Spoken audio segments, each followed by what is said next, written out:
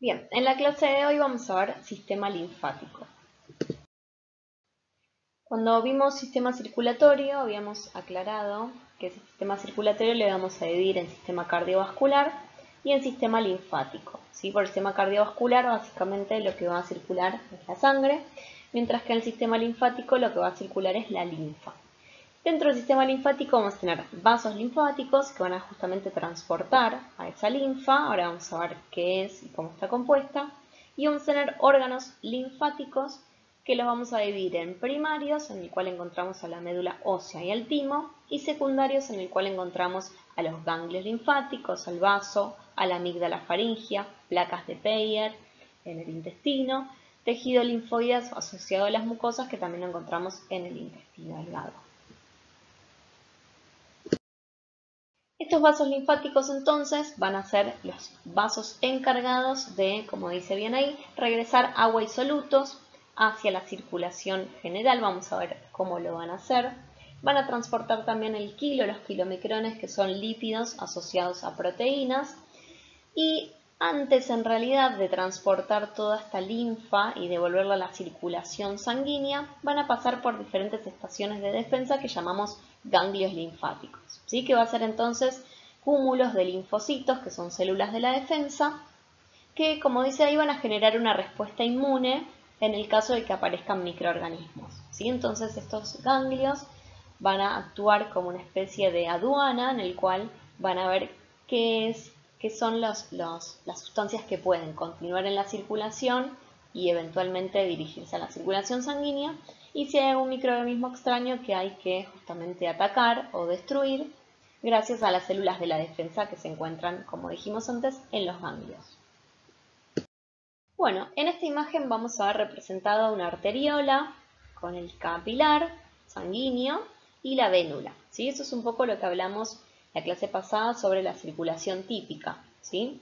Entonces vamos a decir antes que la particularidad del sistema linfático es que van a ser dentro de los tejidos, ¿sí?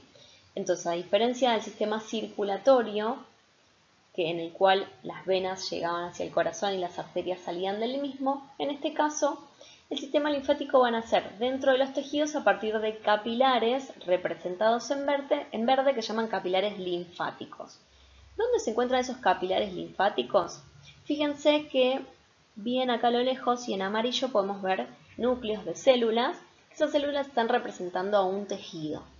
El espacio que encontramos entre célula y célula lo vamos a llamar espacio intersticial, y que básicamente, fíjense que es un espacio en el cual pueden localizarse determinadas sustancias, agua, microorganismos, que se pierden, entre comillas, del intercambio entre la sangre y las células. Como hablamos antes, que habíamos dicho entonces que hay un intercambio entre oxígeno y nutrientes y tomamos el dióxido de carbono y los desechos para luego ser transportados por las venas hacia el corazón.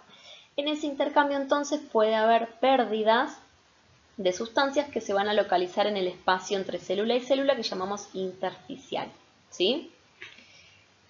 A nivel de los tejidos. Entonces, estos capilares van a ser los encargados de recolectar todo eso que se pierde, ¿sí? Entonces lo van a incorporar a estos capilares linfáticos que eventualmente van a ser transportados, y como dice acá, o se continúan con los vasos linfáticos, que son los vasos encargados del transporte de esa linfa. Entonces, todo lo que se recupera, entre comillas, del espacio intersticial, ¿sí? Y que se vuelca a los capilares linfáticos, va a formar parte de la linfa, que como ya les dije antes, va a estar formado por agua, proteínas, microorganismos, lípidos, vamos a ver después cuáles, ¿sí? Bien, entonces a nivel de las vellosidades intestinales vamos a encontrar también capilares linfáticos que van a permitir la reabsorción de los ácidos grasos de cadena larga, ¿sí? Los cuales también van a formar parte de la linfa y van a viajar como kilomicrones, ya que se van a unir a proteínas para ser transportados.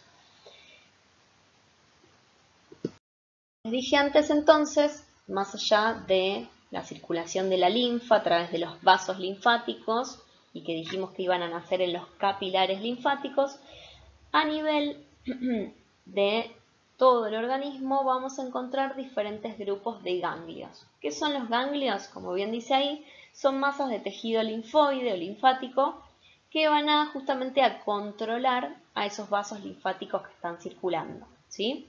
Entonces, ¿cuál es la particularidad? Que los vasos linfáticos van a circular y los ganglios van a ser los encargados entonces de chequear qué es lo que está circulando por la linfa y qué va a continuar y se va a dirigir a la circulación sanguínea, ahora vamos a ver cómo, y qué es lo que tiene que ser destruido a través de las células de la defensa. Entonces, fíjense que a lo largo, como podemos ver acá, tenemos diferentes cadenas de ganglios linfáticos que permiten entonces, como bien les dije antes, controlar qué hay en la circulación en los vasos linfáticos. Bien, en esta imagen podemos apreciar hacia la izquierda lo que les estaba nombrando antes. Tenemos vasos linfáticos y fíjense cómo, por ejemplo, acá a nivel inguinal tenemos ganglios linfáticos y que dijimos que iban a controlar la circulación de esa linfa, ¿sí? El contenido de esa linfa. Tenemos, por ejemplo, ganglios linfáticos intestinales. A nivel de las axilas tenemos ganglios linfáticos axilares, ¿sí? Y en esta imagen de la derecha se está esquematizando entonces cómo conviven en simultáneo el sistema cardiovascular y el sistema linfático. Y fíjense, como les dije antes, que la particularidad de este sistema linfático es que está representado en verde, es que van a ser en los tejidos y va a tener una circulación unidireccional, ¿sí? Que va a ser entonces esa linfa transportada directamente hacia la circulación sanguínea y ahora vamos a ver cómo, ¿sí? Entonces nacen los tejidos y fíjense que las flechitas se dirigen en una sola dirección que es hacia, después vamos a ver, pero es la estructura que se llama confluente yúgulo-subclavio, porque básicamente donde va a confluir uno de los conductos colectores va a ser el confluente yúgulo-subclavio izquierdo y el conducto colector menor, que se llama conducto linfático derecho, va a confluir en el confluente yúgulo-subclavio derecho. En esta diapositiva, por último, vamos a hablar de los conductos colectores terminales. Vamos a tener el conducto torácico, que es el conducto principal, y vamos a tener el conducto linfático derecho.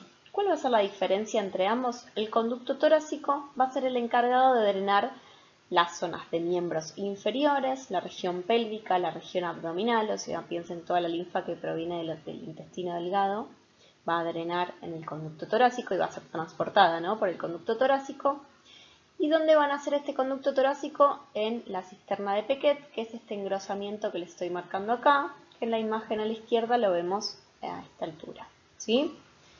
Básicamente, este conducto torácico nace a partir de ese engrosamiento y, como dice el nombre, va a ascender por la cavidad torácica y va a drenar su contenido en esta estructura que es el confluente yúgulo-subclavio, ¿sí? Y va a ser el confluente yúgulo-subclavio izquierdo, del lado izquierdo. El confluente yúgulo-subclavio es la unión de la vena yugular interna, que se la estoy señalando acá, ¿sí?, que está cortadita, vemos una parte, y de la vena subclavia, ¿sí? En este caso es vena subclavia izquierda y vena yugular interna izquierda. Se unen formando el confluente yúgulo-subclavio en el cual este conducto que vemos acá, que se llama conducto torácico, drena su contenido para que la linfa pase a la circulación sanguínea, ¿sí?, en este caso la circulación venosa. Entonces, ¿dónde nace el conducto torácico? ¿Sí? En la cisterna de Pequet, que es este engrosamiento que vemos acá, ¿sí? ¿Por dónde asciende? Por el foramen aórtico del diafragma. Fíjense que acá está cortadito, pero va a ascender bien posterior. Fíjense que acá tenemos a los cuerpos vertebrales. Y va a ascender entonces y va a atravesar el orificio de la aorta, que se llama orificio aórtico, ¿sí?, del diafragma. Entonces asciende y va a drenar en el confluente yúgulo-subclavio izquierdo. Por otro lado tenemos el conducto linfático derecho, que va a tener las zonas de drenaje de la mitad de la cabeza de la región derecha, miembro superior derecho, ¿sí?, estaría acá, y una pequeña parte, ¿sí? Esta pequeña partecita que les muestro acá, de tórax, ¿sí? De la cavidad torácica. Entonces tiene una zona de drenaje muchísimo menor. Pero fíjense que también va a terminar a esta altura, ¿sí? Donde va a drenar su contenido, que es el confluente yúgulo subclavio derecho, ¿sí? Unión de la vena yugular interna y la vena subclavia. En este caso derecha, confluente yúgulo subclavio, y ahí drena su contenido el conducto linfático derecho, ¿sí? Entonces piensen que el que tiene mayor zona de drenaje, transporte y drenaje de la linfa, va a ser el conducto torácico, ¿sí? Y como les dije, desemboca entonces en el confluente yúgulo subclavio izquierdo. Bien, esto es muy importante y lo tienen que saber, cuáles son los conductos colectores terminales y dónde drenan su contenido, dónde nacen y cuáles son sus zonas de drenaje. Hasta acá con sistema linfático. Cualquier duda que haya surgido lo vemos en la clase. Muchas gracias.